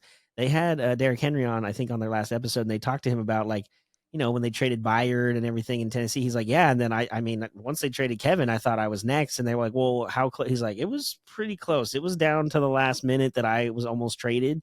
There was two teams that were in it to the run. He didn't say who they were, so they asked. I was going to say who. No, yeah, they didn't say, but they did ask, well, are they in the playoffs right now? And this was before the wild card round. He said, yeah, both teams are in the playoffs. So my first thought is, because the rumor was initially Baltimore, because they had so many injuries at running back, and I'm like, oh, he would have been perfect there with Lamar and could have had a run at a Super Bowl and then have been a free agent and go from there. And the Titans could have got, I don't know, a third or fourth round pick, something for him, but instead they don't trade him. We have no offensive line. We end up losing more games, and then he's just going to go away for free. I don't get that point. Yeah. Well, I wonder what the other team was. Maybe like the Cowboys. They after missing Zeke, because Tony Pollard hasn't really. Yeah, I'm not saying that they were good, but Tony Pollard hasn't really looked like the guy that everybody thought Tony Pollard was going to be. In fact, there was a time earlier in the season, I would say midweek, whenever Zeke had a big game, Zeke actually, in an individual game, because obviously the freaking Patriots offense is abysmal, but in an individual game, he had outscored Tony Pollard any of Tony Pollard's highest games as far as fantasy goes this season. I was like, Zeke, the same guy? Like, damn, maybe they really should have moved on. Now, granted, I think they paid him too much money, so I understand why they moved on. But maybe it was the Cowboys that were looking for it. At least they think they're Super Bowl contenders. That's Jerry. He'll tell you. Yeah, right. Jerry. Oh, Jerry. Right. So, yeah, I mean, it should be interesting. Hopefully we get to hear some news. Obviously, a lot of this stuff settles because there's plenty of teams who want playoff coordinators. So there won't be necessarily too much movement besides coaches who are open right now, like the Belichicks and the Harbaughs. But it'd be nice to get some info sometime soon. Be able to think after we kind of put some of these pieces together. Yeah, I would think after we get through this divisional round this weekend, you'll start seeing some of these guys who end up losing this weekend starting to do interviews and getting hired by the end of next week too. So we'll see how things. Fingers crossed. Fingers crossed. We got one more NFL story to kind of cover. I'm going to let you kind of take this one, but there's some talks, man, and this is huge in my opinion. Talks of the NFL buying a stake in ESPN. Is that true? Oof. Yeah. So according to people familiar that, can't talk about it out loud, but they talk to their reporters. The league could take a stake in ESPN, while putting its NFL media unit with, which is the sports body has been trying to monetize its better fashion under everything the last couple of years, under their control. So it would align Disney more with the NFL. Now it would make it a little difficult as far as like how does ESPN then continue to cover the NFL? Because then you have partial ownership of it, and like, do they want certain things to be spun a certain way? So there's that kind of discussion. But it sounds like they've been doing this for a while. Disney's been seeking partners for ESPN to like kind of do this stuff and help build up, especially now without the cable distribution stuff and everything going to streaming. That's changing a lot of the way they do it. So it's very interesting that how they would do it. I think even part of it, the article I read said that they would move the ESPN studios because they've talked about getting rid of them from downtown LA. That maybe they would move them to where the NFL network is run, which is in that building next to SoFi. So it would still be in LA. It would just be in a different location. It's across from the Staples Center, or I'm sorry, whatever the hell it's from called. SoFi, right? Yeah. Crypto.com. Right now, current ESPN, I'm saying. Currently, ESPN is across the street from Crypto, but if they were to do this deal, part of it would be them moving and then moving to the NFL Network studios and kind of using that as their main offices in LA as well, which is by SoFi. The other thing, part of it though, is because of the NFL would be buying into it, and it's a business deal or a transaction through the league. It would have to all be approved and voted on by the NFL owners, which their meetings usually take place in mid-spring. So between now and then, hopefully we'll get some more info and see if that actually comes to light. Dang, that would be crazy, man. I mean, that's just big money all around, right? I mean, ABC, Disney, that whole freaking ESPN conglomerate, just billions and billions of dollars. NFL, obviously the biggest sport in North America, billions and billions of dollars. It's just billionaires, buying billionaires. That's nuts, man. Making more money. Well, I mean, I wonder. I mean, the NFL doesn't. So I wonder what that would do then. I mean, I wonder how those contracts are with like CBS and Fox, right? Because that's who basically plays their games week in and week out. Got those AFC matchups on CBS and the NFC matchups on Fox. Like, granted, sometimes they mix and stuff, but that's basically how it's laid out. I wonder how that would, kind of play into this whole ESPN thing, because there's plenty of ESPN stations, ESPN 2, 3, the Ocho, ABC. They got all sorts of dang freaking channels. So. It'd be pretty interesting to kind of see, honestly. Whew. Yeah, that's crazy. Well, like you said, if we get more news on it, lots of money involved in it, but yeah, we'll get more information hopefully once the Super Bowl ends and we get closer to the springtime and they have their meetings, and hopefully by then there's an agreement in place that they can vote on, and then we'll get a lot of the information of how it's going to go from there. But just a very interesting little tidbit to keep an eye out. Yeah, that was cool. I'm glad you found that article. It's insane. So it's not really like football talk, like the X's and O's or like these coach hirings, but big stuff happening in the background. It's nice. It's cool to see. We're gonna move out of football, but we're gonna keep it with the big stuff. Moving into the NBA, a pretty big trade happened the other day with the Pacers and the Raptors. The Pelicans got involved a little bit just to kind of, play around a little bit. They were bored down in New Orleans. So Pacers have agreed to acquire all-star forward Pascal Siakam. They are trading Bruce Brown, who they just freaking picked up. I wonder if Bruce thinks about this. He's like, bro, I just signed up to be here. Now you're going to trade me to freaking Toronto? Yeah. So they're getting Bruce Brown and Jordan Nwora, who I don't know. But this is where they lose me, man. And 3 first-round picks to the Raptors for Pascal Siakam? Yeah. What do you think about that one, dude? I mean, there's a separate part of this trade. I guess I'll cover it really quickly. The Pelicans, who I referenced earlier, sent Kira Lewis Jr. and a 2024 second-round pick to the Pacers, who then shipped, obviously, Lewis to the Raptors. All they basically got out of it was cash considerations. How do you say? I mean, who won this trade? Well, I think the Pacers did short term for sure because they're getting Pascal Siakam, who has already won a title in Toronto. He plays defense, which is the biggest issue for the Pacers. Also, if you look at it too, I know they gave up 3 first rounders, and I thought the same thing. Holy crap, that's a lot of draft picks. But when you look at it, there's only one of them or 2 of them are actually Pacer picks. So there's one of them that's either a first round pick for 24. It's the lesser of Jazz, Clippers, Rockets, Thunder. So there's obviously some other trades that draft picks were moved around before. So it's not necessarily their pick. And even if it were their own picks, because Indiana's a smaller market team, they don't ever trade first round picks. So they have all of their first round picks. It's not like they're Lakers where they've traded most of them. Only trade one here, 2029, or 2045, or whatever the gap is you have to have in between in order to do it. So there is that part of it where they didn't just trade their own picks. It is their picks, I think 2 of them, and then somebody else they got in a trade. So that kind of does make it a little bit easier to give up. Smoother, and apparently Pascal's open to possibly sign an extension with them and staying there, depending on how it goes. I know Halliburton was asked about it the other day, and he's stoked to have Siakam there. I mean, Miles Turner at the center. You have Buddy Hield there still, which there's talk of, maybe them moving him at the deadline. But the biggest part of it was this was done so early because the deadline's not until February 8th. This is kind of like the the Rui Hachimura trade last year when the Lakers did it much earlier than the A little rest of the small, deals. bigger, but yeah, I see what you mean. Yeah. Yeah, because to your point, most GMs be waiting until freaking whatever the deadline's at noon Eastern or something like that, or noon Pacific, and they'd be waiting until 11:58 to be like, okay, this is the trade. Call it into the league office. We got this done. So I agree. This one's it's a pretty big trade for how early it is with still a couple weeks before the trade deadline. I do think I'm agreeing with you. I think the Pacers win this trade in the short term because they are getting a player. But 3 draft rounds. I mean, I guess I don't know. Rudy Gobert went for like 5 first-round picks, so Pascal Siakam I would probably take over Rudy. Rudy is just plays defense and get rebounds. That's pretty much all he does. At least Siakam could do a lot more. I think he was averaging like 23 points a game this year. The only thing that I don't like about Pascal, which is not necessarily I don't like about him. I guess it would be any player. In this 3-point age, he's shooting barely over 30% from behind the arc.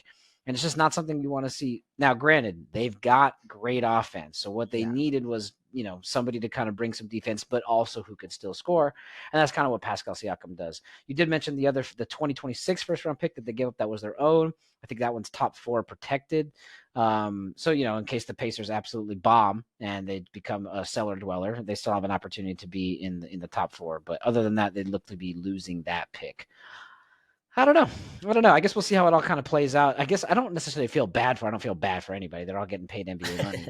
It's Bruce Brown, man. He joined the Pacers, on that contract. Granted, it was probably the largest contract that he was offered, but he joined the Pacers on a good team.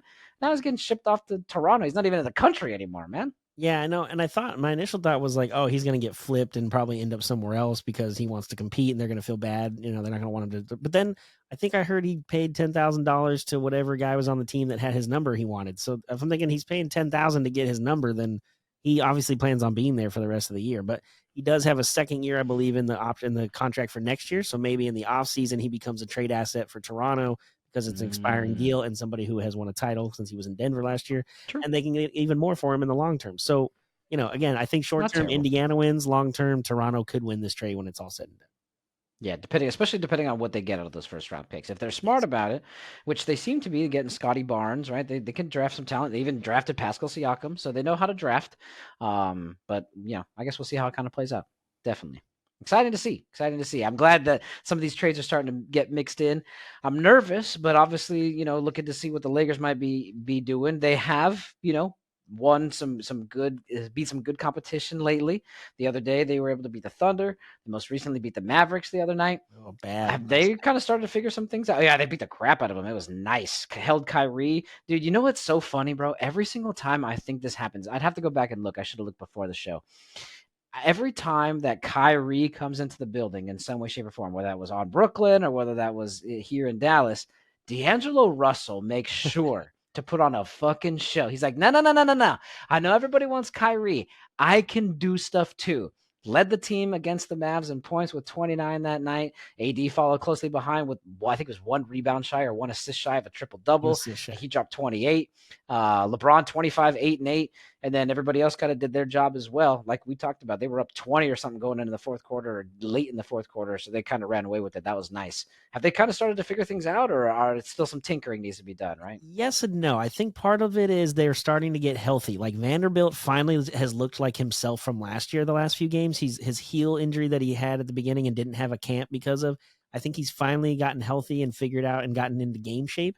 He has been fantastic. He was all over Luka yesterday. They did really good against Oklahoma City. Shea Even though he dropped triple-double, 33 points. 20 points the other night, which for Shea is not very much, and he had to work a lot to get those 20.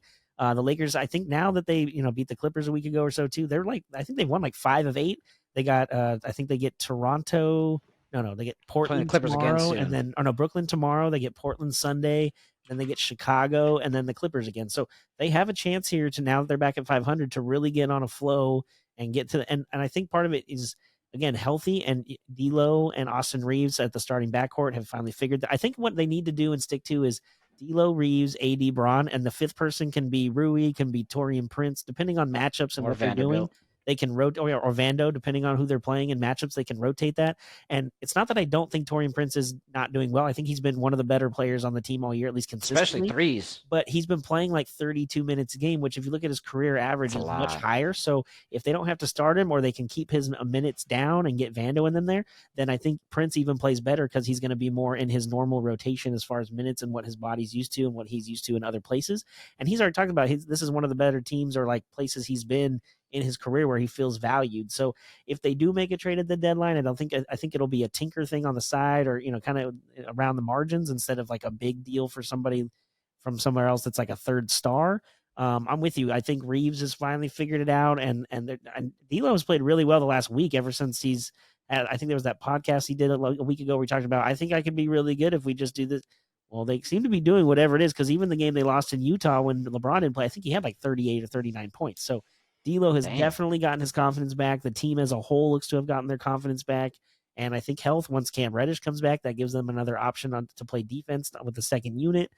And Rui is finally getting and rolling. I just think that he's they looking finally good. No mask anymore. Yeah, I think they finally figured something out, and we'll see how now, if they play down to the competition like they have been against other teams that are not very good in the next two games against Brooklyn and Portland, we'll have another discussion on Monday. But I think between now and Monday, if they can get those two wins and get them handled, like LeBron and AD basically didn't play the fourth quarter yesterday against Dallas, which is huge. Nice. That's because there's no back-to-back, I think, for at least another week for them. So if they can keep everybody just kind of grooving, and I mean, some of those passes Bron had yesterday, my God, I don't even know how he's still doing it. And Bron even talked about after the game, because you mentioned AD had 9 assists, that Bron is started to notice that he's learning a lot better how to pass out of the double team, and they asked him, like, well, is he getting? He's like, well, he's definitely learning from me. Like, we've been working on it. He's getting better, and the better he gets at passing out of those double teams, the less likely they'll end up double teaming him, which then his offense can take over as well. So yeah, I mean, AD's been playing really well. He's only missed 1 or 2 games. LeBron's only missed 3 or 4. I think they're starting to figure it out. And Michael Thompson talked about this the other day. I think where they are right now is just fine. And once they come back from the All-Star break, they'll know it's time to kick it into that next gear. And I feel like they've kind of already started doing that. But if they can come back from the All-Star break and be in that 6 to 8 seed range and then really turn it on, I think they can get to a 4 or 5 seed by the time it's all said and done. I'm just praying to be out of the play-in. I understand. I appreciate the play-in because we I guess we didn't need it. We were the 8 seed last time. Yeah, so we needed it. I guess we didn't need it, but it would have been nice to be out of that play-in. So I'm definitely hoping that they can kind of get out of that. But they do look good. I watched the highlights. I didn't get to catch the game, but they look good. And it's nice to see. I feel like I do this when the Laker game are on because I don't have Spectrum Sportsnet.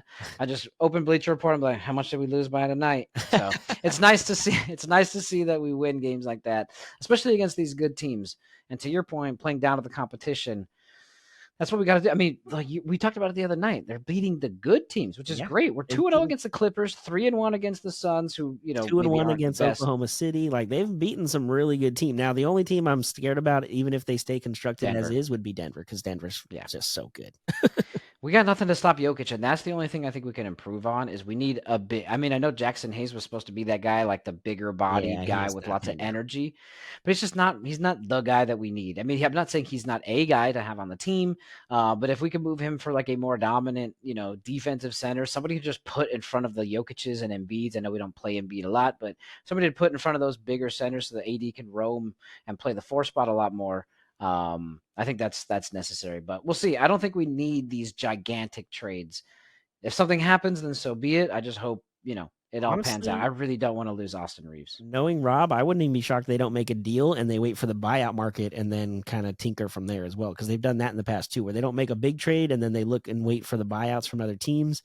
And, I don't know if there's a point guard out there that would be bought out. I know there's talk of they've been rumored to Tyus Jones from Washington, which but I don't want to give up a lot for him, and especially I don't want to give up first round picks. So it'll be interesting to see what they do. But again, they play really well against the good teams, including the Clippers, which, I mean, that takes us to our next topic. I know we have to mention this whole Clipper wall thing that they announced at the Intuit Dome the other day when they were doing their All-Star game presentation that they're going to host it in 2026.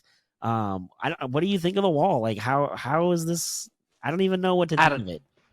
Yeah, I think it's kind of weird, at least in a professional standpoint, because it's nothing that we've seen that's normally done. I went to the Clippers website to kind of just read about it a little bit, and these are basically some of the highlights that they'll give. I'll just kind of read it out to you. In all capital letters on their website, Oh, the so wall will you didn't write it that way. That's how it was on their no, website? no, I literally copy pasted, bro. This is Okay. just from their website in all capital letters.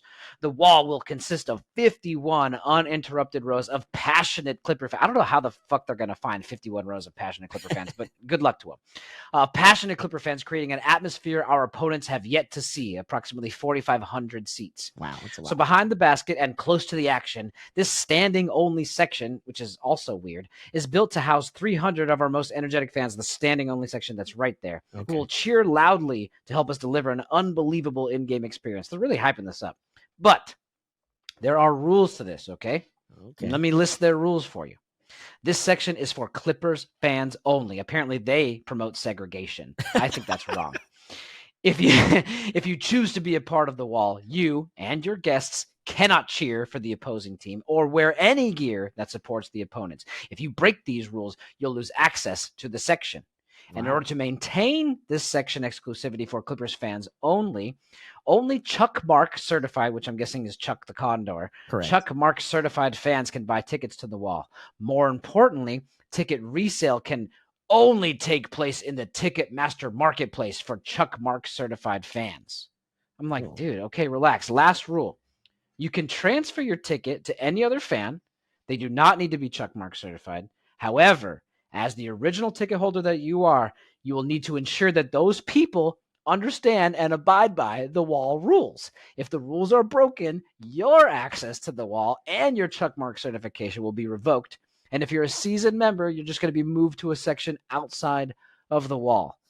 Interesting. Woof, bro. What the hell is this? Jeez. What? I mean, I know you asked for my opinion. I think this is kind of turning into like a college team atmosphere. Is this like the Duke Blue Devils when they put their freaking hands out while the opponent's taking the thing out? I don't know, dude. This seems not desperate to me. I don't want to be rude, but I just like, this seems just awkward. I don't know, but Steve Ballmer is crazy. So maybe he's just trying to have more Steve Ballmers. I got to give Ballmer credit for that. He at least tries different things than the norm that we're used to in the league. True. So I'll give him that. Not talk too much from what I read or heard also, part of the reason that he came up with this concept or idea was when they went down as a team for Kawhi's jersey retirement down at San Diego State, they have their student section, which is called The Show. My coworker, Tim, shout out to him, is an SDSU alum. Him and I go to SDSU games a lot. I've been to the new Snapdragon Stadium for their football game. I've been to a couple of their basketball games at Viejas Arena. The show in that student section is absolutely unbelievable. It is great. So I get where he's getting the concept from, as he saw it there in person when they were there for the Kawhi jersey retirement.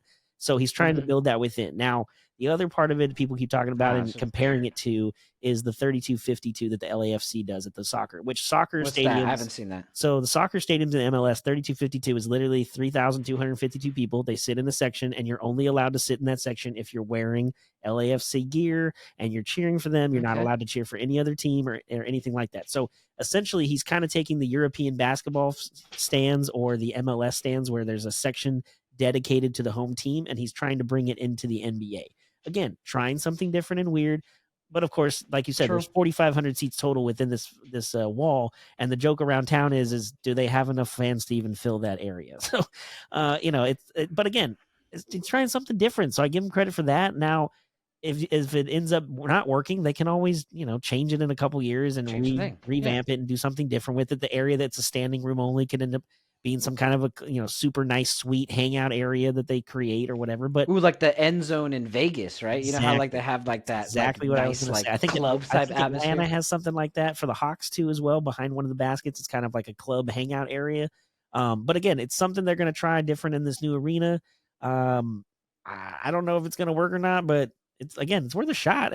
But I'm with you. It does seem kind of like desperate a little bit in the sense like we need fans to be there to root for us. Like, why can't you just be happy the fans are in the building? Yeah, but the whole thing is he wants more toilets so everybody can be in their seats and not in the line for basketball. Toilets. So. Yeah, that's very true. The other thing that I was thinking about is like, okay, two things. One, it's behind the basket. Well, your opponents don't go the same way every single quarter. So sometimes your opponents are going to be facing where maybe their fans are. and then they have all the Clippers fans are just going to the Clippers. So that's kind of weird to me because it's not like they played the same way every single time. I now, would granted, 2 of think those 4 quarters that might be the right. wall will be behind the visiting opponent's basket for the second half when it's the most important in the third quarter and fourth quarter. That's my thought, but I don't know for sure. Right. Yeah. Okay. So we could guess that too. The second thing is like, depending on the fans, that's not the best view in my opinion. To me, side court is the best view, not Very true. behind the basket, because watching the other side of the where the Clippers are then scoring, Yep. right? You want to watch your team score. Watching from the other side, just like, oh, okay, what's happening over here? So it can, I don't know. I guess we'll see how it plays out. I'm not going to talk shit. I'll talk shit about the Clippers all day, but I'm kind of with you, man. It's nice to see the Bombers trying to do other things besides just put a bunch of toilets in. So I guess we'll see how it kind of works out. We'll see if they're able to kind of sell it out. And I want to see the first person who shows up in their Clippers shit takes it off for their Laker jersey and just goes fucking crazy. You know what I'm saying? It's gonna happen somewhere. Actually, it's funny. They were talking on ESPN LA today about that. How recently, I guess O'Shea Jackson Jr. went to a Celtics game in Boston. I don't know if he was back there filming something or working on a project, but he went to a Celtics game. They were not playing the Lakers. He was sitting there in Lakers jersey and a Dodger hat, and people were looking at him. My man. Even a couple people walked up and said, "What are you doing?" He's like, "I'm just repping my teams. Like they're not playing, but I'm repping my team." And people were just giving him dirty looks. So, but you know, it's a Boston Lakers, rivalry. It's a little different than Clippers and Lakers. But yeah, I'm with you. There's definitely going to be a fan that's going to try to do it. I don't know if they're going to inspect your clothing before you sit down in the section to make sure that doesn't happen. But it'll be interesting to see which team fan does it first. Or it could be a Warriors fan even that does it first, because they've had that'd be hilarious. Or a Suns fan, 10 or 12 years. So it'll be interesting to see how it goes. But I don't know. Maybe Chuck the Condor will be the main guy in that student section, and the standing only section that kind of gets that crowd rolling and ready to go. But yeah, I don't know. It'll be interesting to see how it all comes together. And that new stadium in general is going to be, just from what I gather in the photos, an amazing. It looks sick, bro. Yeah. Yeah, it looks awesome. It looks awesome. We'll leave the NBA, but we're gonna keep it with stadiums. I know we talked about this in one of our previous episodes. There was some drawings and stuff of what it could look like, because it was approved for the Oakland Athletics to move from Oakland. They are obviously heading to Vegas, but that's not going to be until 2028. You found an article and kind of dove into it a little bit about how, well, what the heck are they going to do until 2028? Because it's only 2024, and they've got basically nowhere to play. Yeah. I know that they had the Coliseum, but them and Oakland are beefing. What is their plan? What have you read?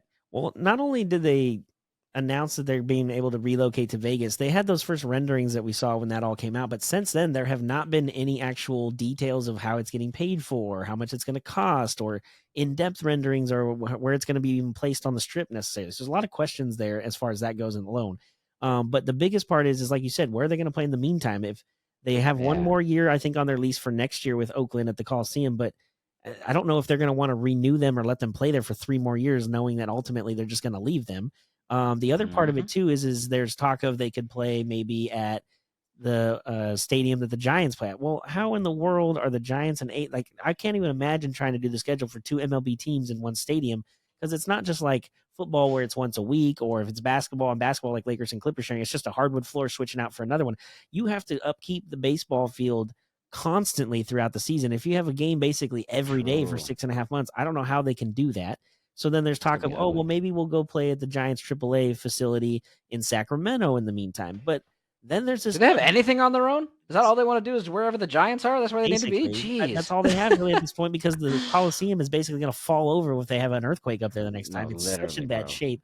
But the other part of this, which I thought was really interesting, is their TV rights contract that they have up there with NBC Sports California is all the way through, I think right now, through 2033, which is obviously not going to finish because they'll be gone by then. But the part of it is they lose the broadcasting revenues from that agreement if they're not located or playing their home games within the Bay Area. So because Sacramento is not the Bay Area. So that alone would take them out of the deal. If they decide to play at the minor league stadium, the AAA stadium, I think in Vegas, I don't remember who it is that owns the organization down there, but there is a minor league team in Vegas they could play there. But again, that takes them out of the Bay Area contract parameters, and they would lose all that money, which a lot of these teams, especially the A's, since they don't pay anybody, a lot of their money comes from the TV contracts, because nobody's coming to their games and buying merch and tickets. So without having that money coming from the TV, I don't even know how they survive enough to even get to Vegas in the first place. So there's a lot of things moving. I don't really think MLB kind of thought this all the way through when they approved this to go to Vegas.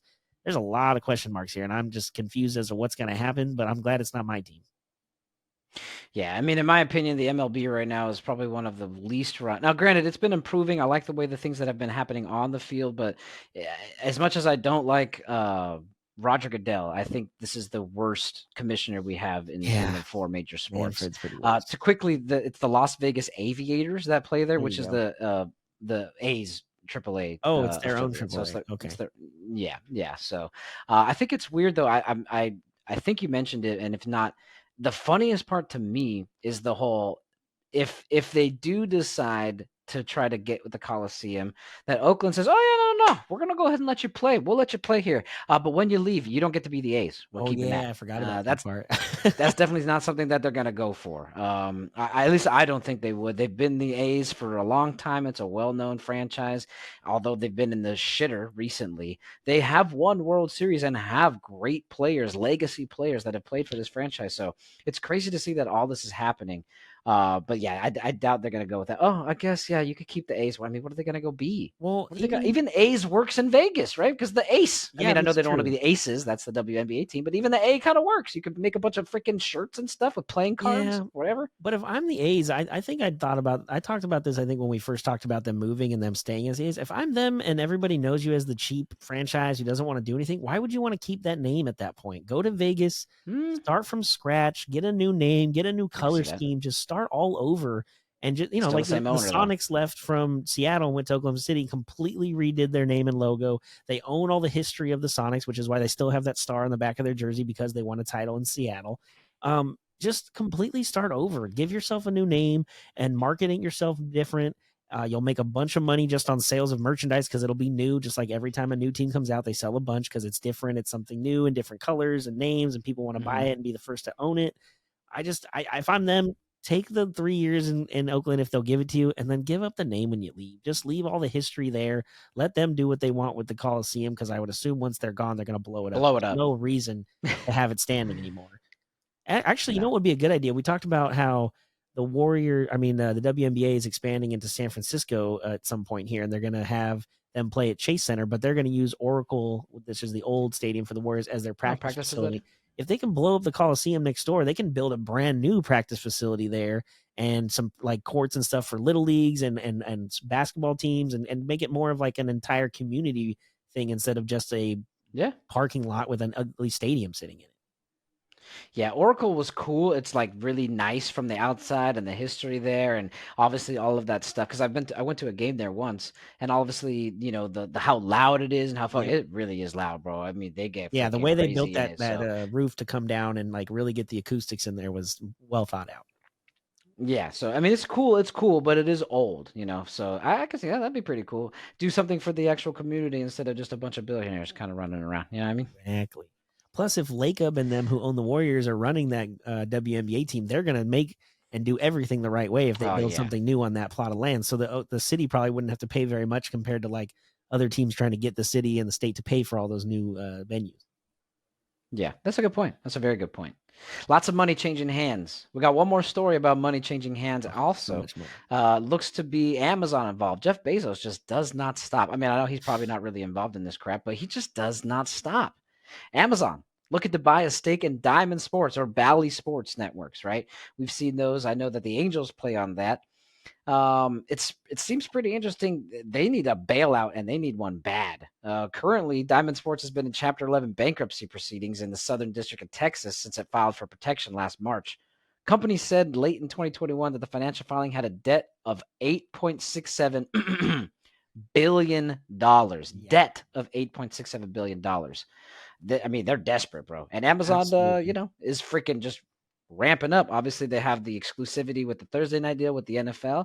There's just another partnership with the sports league, or at least sports broadcasting. What'd you read about this? Well, this not only goes just into baseball. Between the 18 networks that Diamond Sports owns, or Bally Sports, as you talked about it with the RSNs, they have 37 teams, professional teams that are involved. So it's 11 baseball, 15 NBA teams, and 11 NHL, Anaheim Ducks included, which I obviously Oh, work for them, so I've actually asked some people in the broadcast department that I know, like, because we don't do the Ducks are no longer on AM 830. They stopped doing that 2 seasons ago. They are specifically on the Ducks Stream, which is a channel within, I believe, the TuneIn app, and they have their own okay. podcasts that they do and post on there. They do all the games on there, and you can listen to it live on the website. There's no internet. I mean, there's no channel on the radio that it plays on. It's only through the app or through the internet on a computer. And I think that's ultimately what's going to end up happening, because Vegas, the Golden Knights have started Especially for doing it. Amazon, yeah. Yeah, Vegas Golden Knights actually started doing this year where they don't have an RSN on TV anymore. And what they do is they charge you, I think, for the 81 games or the 82 games in the season, you can pay like $80 for the whole year and watch every game through their own like channel, or in a sense, or That's not app. bad. Basically $1 a $1 a game. game. The Clippers have something That's similar because they're on Bally Sports, but they kind of saw this coming. They have something similar. It's called Clipper Vision, which you can pay through them directly and then watch all their games through Clipper Vision. So this is kind of the future of sports in general. But the fact that Amazon gets involved, and now they're gonna, once this all gets kind of situated and individualized, they'll have to talk to each team. But what they want to do is ultimately put all these games not just on a channel on TV, but also through Amazon Prime. Now, if you have Amazon Prime, Makes I don't think sense. it's part of the package. I think you have to pay separately to get each team. Of fucking But course. again, if you're a fan of a team and you can pay, like, okay, let's say the Diamondbacks, instead of paying MLB and getting blacked out all these stupid rules when they're playing the Angels or the Dodgers or teams that I'm in the area, you could pay Amazon directly and get every single game through an app or through their app on Amazon Prime. I think it's a win-win for the fans and for Amazon. And at this point, if you're Diamond Sports and you're True. $8 billion in debt, you're just trying to get all your money back and not have to completely fold, because this is also, Diamond Sports is owned by, I think, Bally, like the casino and all that stuff. Like there's a big entity Yeah. behind all It's this. the same logo, I think. Yeah. Yeah, so they want to get, if they can get out of this debt hole and have Amazon take it over, which Amazon is just grabbing everything it can, like you talked about, Bezos and the sports world alone. They have Thursday night. There's already a couple teams, I think, if I remember right, like the Detroit Tigers. I can't remember the other like 3 or 4 teams, but they've already exclusively agreed to the rights with them to do a 1-to-1 like direct to consumer option. Now, obviously, because all these teams are involved, the MLB and each league will have to probably approve everything as well. But if you're the league and Amazon's going to give you more money and not be getting money from a company that's in debt, I don't see how you say no. Right.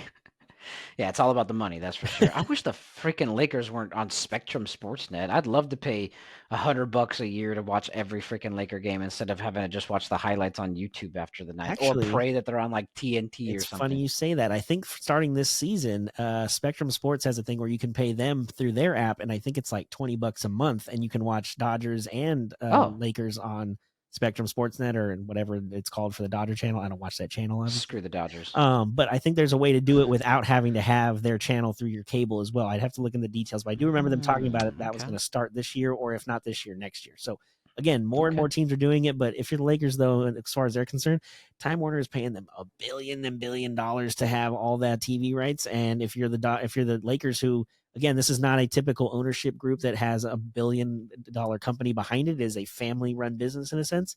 Yep. It's like the Yes Network. You're going to take all that money you can from the TV and then let them make the decisions from there. But I am with you because I have Hulu Live Plus TV, and Spectrum is not one of those channels. So I'm with you. I got to watch it on TNT or ESPN, which thankfully half of their games are basically nationally televised anyway. So we don't miss a whole lot. But it would be nice Honestly, to be able dude, to have sometimes though it's blacked out for me, bro. Like when I go to ESPN or TNT, it's like, oh, this one's not available in your area. Oh, see, so I don't know. Yeah, I've actually the other day I saw that on HBO Max, I guess it's called, not HBO Max, just Max. Bleacher Report is partnering with Max, and they're bringing some stuff. I was actually able to watch the Laker game the other day through the Max/Bleacher Report connection, so that was kind of cool. Yeah, Max actually also has the NHL games, I think, that are on there as well. So yeah, again, all the streaming services. I think I read the other day Netflix also agreed to start putting Inside the NFL, which is their weekly show they do, I think, on HBO or something else. Actually, no, I think it's on KTLA 5 right now because they lost that contract. But it'll also, once it's been on TV, it'll then go into Netflix's library and you can watch each episode from there. So again, all the streaming services are getting involved. And the next time a CBA comes up with any of these leagues or TV contracts comes up, there's going to be even more and more money involved, which as a person who works in the sports industry, keep making then bringing that money in because it keeps me working. That's right. I'm not getting it. There's in a funny quote here, but no, of course not. But it secures your job, I guess, right? Exactly. There's a funny quote here from one of Major League Baseball's lawyers, James Bromley. I thought it was just so awkward this way that it's cut.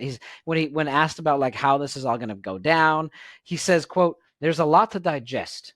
it is unable to be digested because it hasn't been purchased, cooked, or served.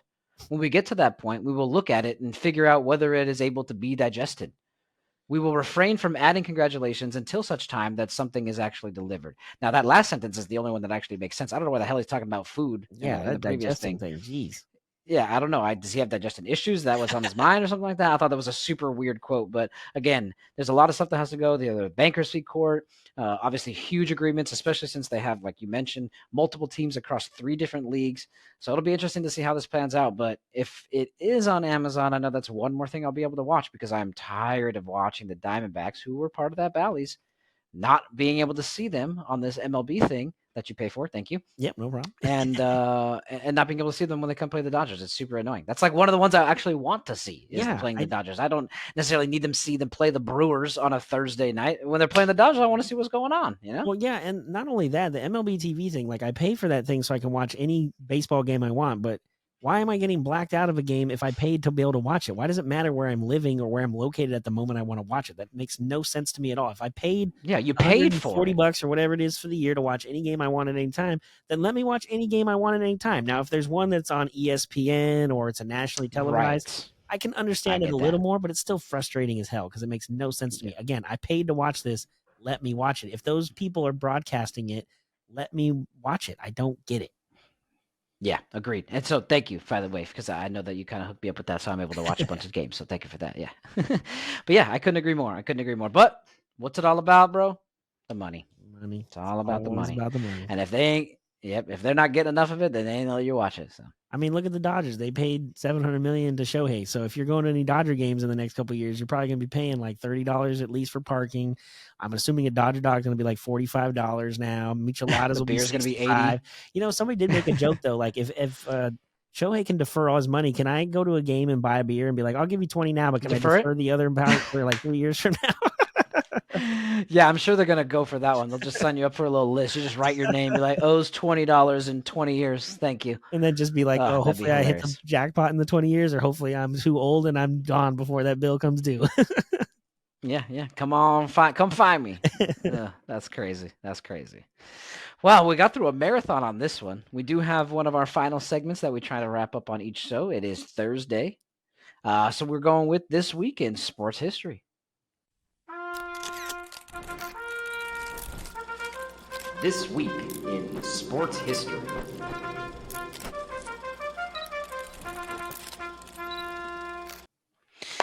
All right. So this week in sports history, decided to switch it up. We're bringing in a sport that we don't normally talk about, but we're also talking about something that we are definitely talking about a lot, which is football. And that's where we're going to start.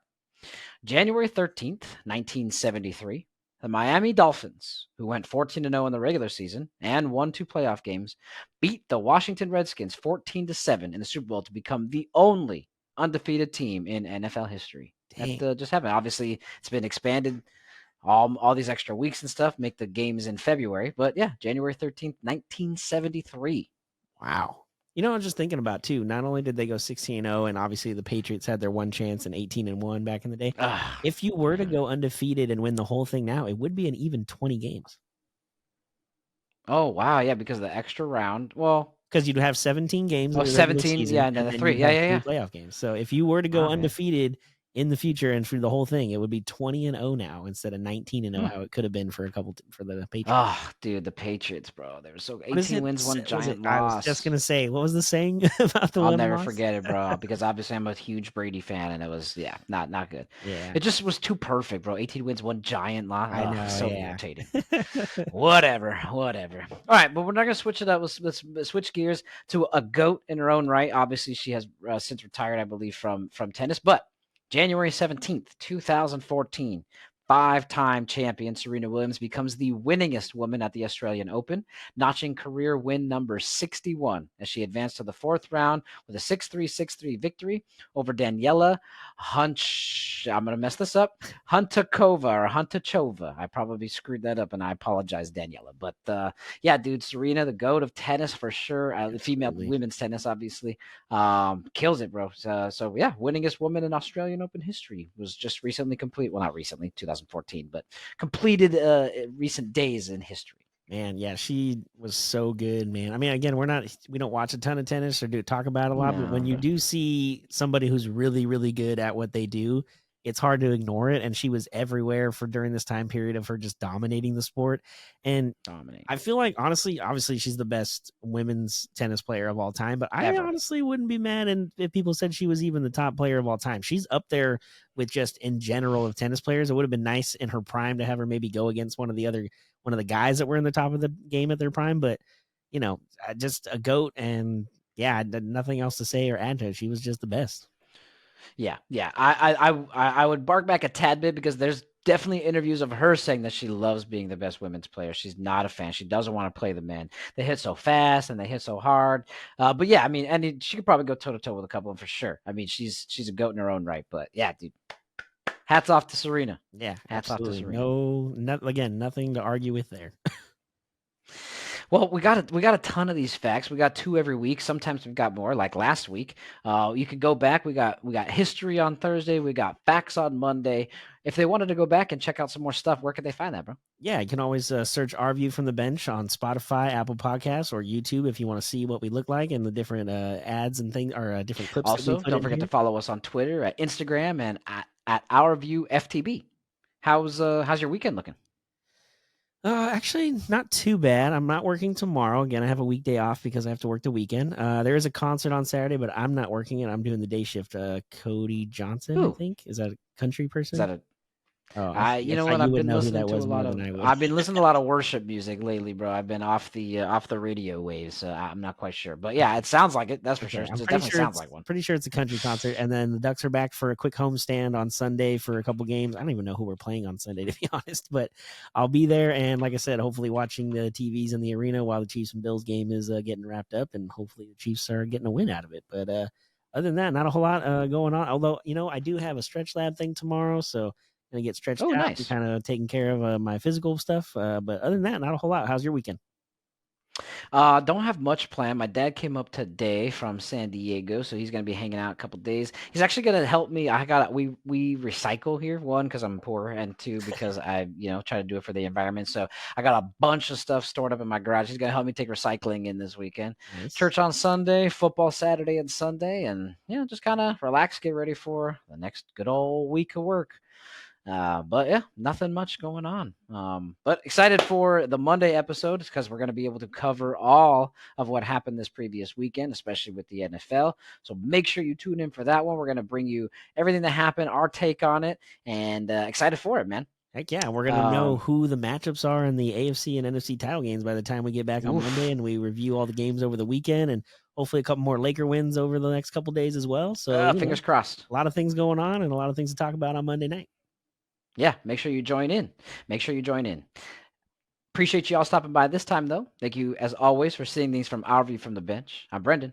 And I'm Corey, and like we always say, enjoy the sports until we talk again. Peace.